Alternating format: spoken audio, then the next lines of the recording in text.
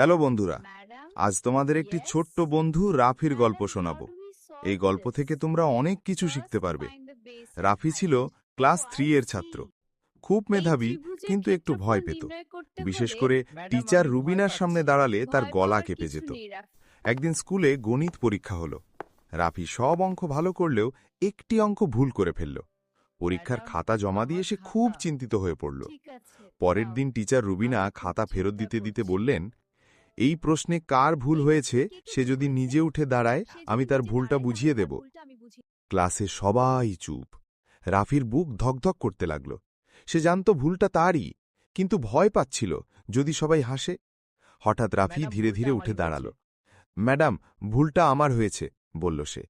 Teacher Rubina হেসে বললেন, খুব ভালো রাফি, ভুল স্বীকার করা সাহসের কাজ। তিনি বোর্ডে অঙ্কটি বুঝিয়ে দিলেন। রাফি তখন বুঝতে পারল আসলে অঙ্কটা খুব সহজ। পরীক্ষার শেষে টিচার সবাইকে বললেন, যে নিজের ভুল স্বীকার করতে পারে সেই সবচেয়ে ভালো ছাত্র। সেদিন রাফি শুধু অঙ্কই নয়, সাহস আর সততার বড় একটা শিক্ষা শিখে ফেলল। তো বন্ধুরা, এই গল্প থেকে আমরা শিখতে পেলাম, ভুল করলে ভয় না পেয়ে স্বীকার করা উচিত। সত্য বললে সম্মান বাড়ে। স্কুল শুধু বইয়ের শিক্ষা নয়, জীবনের শিক্ষাও দেয়। বন্ধুরা, তোমরা এই গল্প থেকে কি শিখতে পেলে কমেন্টসে জানাও। বন্ধুরা, আমার এই গল্পটি ভালো লাগলে চ্যানেলটি সাবস্ক্রাইব করতে ভুলবে না। আর হ্যাঁ, লাইক ও শেয়ার করবে।